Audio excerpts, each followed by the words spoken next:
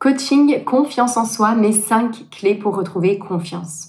Si aujourd'hui vous avez le sentiment de passer à côté de votre vie parce que vous manquez de confiance en vous, que du coup vous n'osez pas prendre votre place, vous n'osez pas donner votre avis, vous subissez en fait de manière générale votre vie, vous avez l'impression d'en être spectatrice parce que vous n'osez pas. Alors cette vidéo est faite pour vous. Avant d'aborder la première clé, si cette chaîne YouTube vous plaît, je vous invite vraiment à vous abonner et à activer les notifications en cliquant sur la cloche juste en dessous de cette vidéo.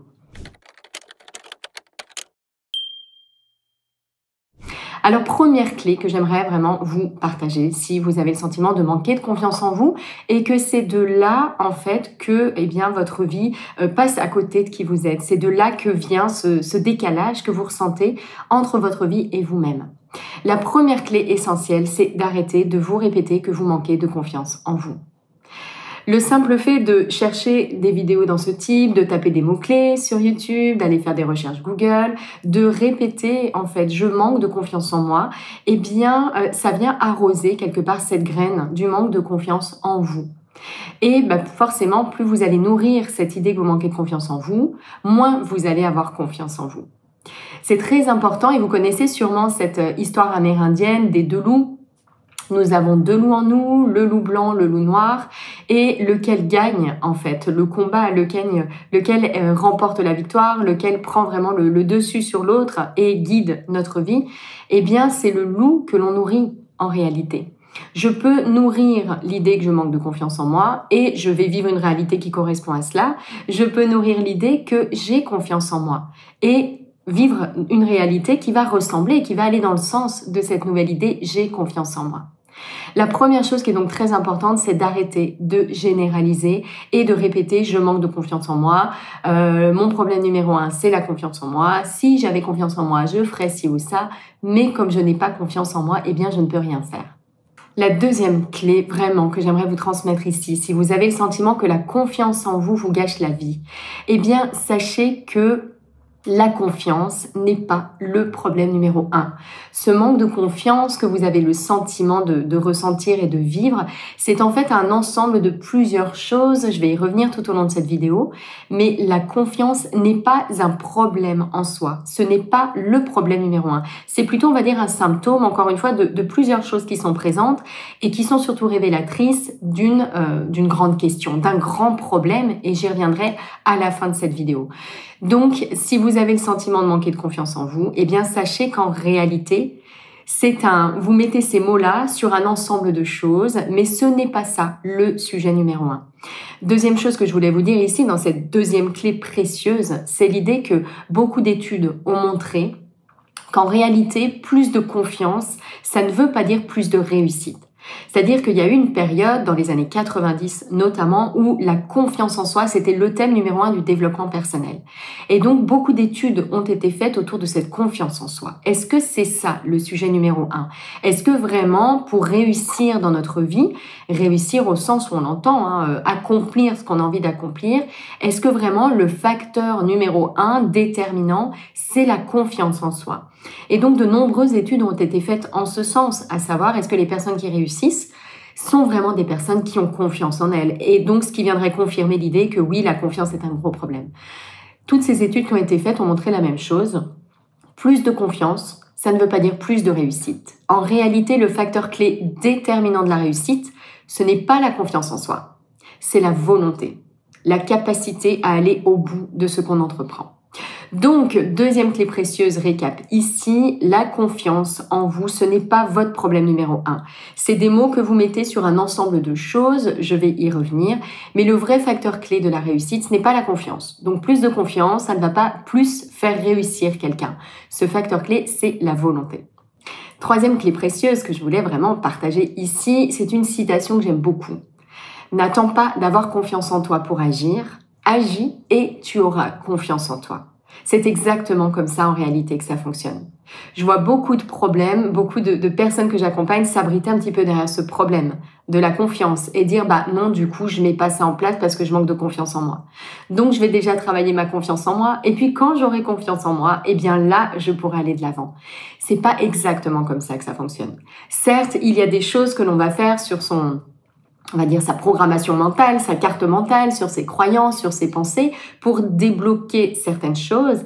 Mais en réalité, c'est l'action pas à pas qui va vous permettre de remplir quelque part votre réservoir de confiance, d'emmagasiner davantage de confiance et de venir nourrir la croyance inverse, j'ai confiance en moi. Donc ne pas attendre d'avoir confiance pour agir. En réalité, la confiance va être débloquée par l'action. Donc si vous manquez de confiance en vous et que vous vous abritez un petit peu derrière ça, que vous n'osez pas agir en attendant d'avoir confiance en vous, dites-vous que ça fonctionne à l'inverse en réalité. Commencez par poser des actions, agissez pas à pas et vous allez comme ça en fait augmenter petit à petit votre capital confiance. Quatrième clé précieuse, et là j'en reviens à ce que j'ai dit un petit peu plus tôt, l'histoire des 2 loups. En réalité, nous avons en nous les graines de toutes choses, tous les potentiels. La question est, qu'est-ce que je choisis de nourrir? Je peux nourrir la croyance, je manque de confiance en moi. Je peux au contraire cultiver, nourrir une autre croyance qui est, j'ai confiance en moi.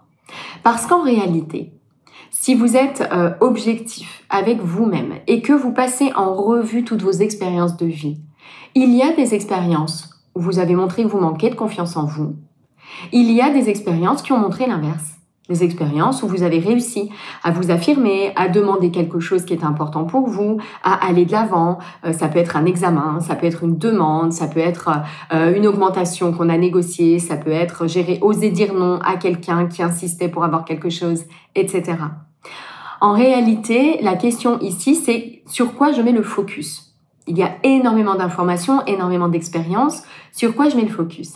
Si je passe mon temps à me répéter que je n'ai pas confiance en moi, je vais nourrir cette idée que je n'ai pas confiance. Si au contraire, je passe mon temps à mettre le focus sur des expériences que j'ai vécues où j'ai montré une confiance en moi, je vais augmenter et nourrir cette idée que j'ai confiance en moi.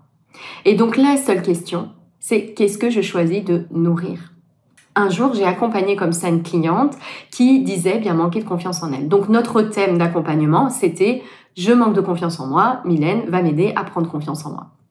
Et puis j'échange un petit peu avec elle, on commence à débroussailler cette grande croyance que je n'ai pas confiance en moi, qui est une grande généralité qui ne peut pas englober toutes nos expériences de vie. Et je m'aperçois que quelques jours plus tôt, elle a réussi à négocier une augmentation incroyable auprès de son patron. Et je m'aperçois qu'elle a accompli telle ou telle chose qui sont vraiment des sorties de zone de confort. Et petit à petit, je mets le doigt sur ce phénomène. À savoir, elle a passé son temps à mettre le focus sur ce qu'elle n'avait pas réussi. Et en fait, elle laissait de côté totalement toutes les expériences qui montraient au contraire une grande confiance en elle. Donc ça, c'est vraiment une clé très importante. Remémorez-vous des expériences où vous avez au contraire fait preuve de confiance en vous et petit à petit, nourrissez cette nouvelle croyance. J'ai confiance en moi. 5e clé précieuse pour nourrir cette confiance en vous, pour reprendre confiance en vous, écrivez une phrase totem qui vient symboliser cette confiance. On l'a vu juste avant, remémorez-vous des moments où vous avez fait preuve de confiance en vous.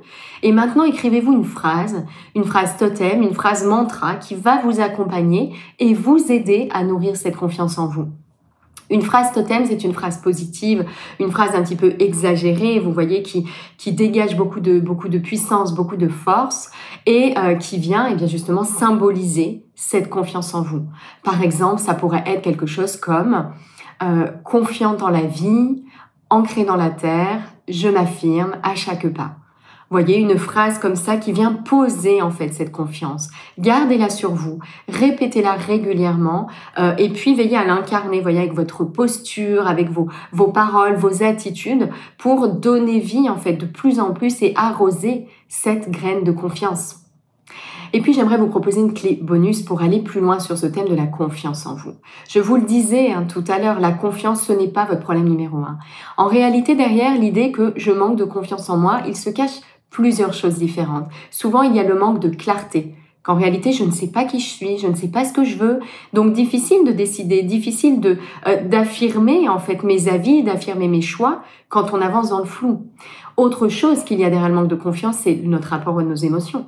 Bien souvent, c'est parce qu'on ne connaît pas la nature des émotions, on ne reconnaît pas, on n'accepte pas nos émotions, et notamment la peur, parce que c'est de peur qu'il s'agit quand on parle de manque de confiance en soi. Donc la clé bonus pour moi, c'est vraiment de faire ce travail approfondi sur vous, apprendre à vous connaître, qui je suis, ce que je veux, là où je veux aller, ce que je veux créer, et puis apprendre à vous familiariser avec les phénomènes qui vous traversent, avec tout ce qui vous constitue, à commencer par bien sûr l'ego et les émotions. Voilà ce que j'avais à cœur de vous partager dans cette vidéo. J'espère qu'elle vous a plu. Si vous voulez aller plus loin dans cette connaissance de vous-même, moi je vous propose de découvrir ma conférence 8 étapes clés pour créer la vie qui vous ressemble. Je vais vous donner des outils clairs, on va reparler des croyances limitantes, on va parler des émotions également et surtout comment faire pour se connaître et pour savoir exactement où on veut aller, où on doit aller dans notre vie. Si ça vous intéresse, je vais vous mettre un petit lien en dessous de cette vidéo pour rejoindre cette conférence qui est offerte. Merci beaucoup pour votre écoute. Si cette vidéo vous a plu, mettez-moi un petit like ou partagez-la à quelqu'un à qui elle peut être utile. Passez une très très belle journée. À bientôt.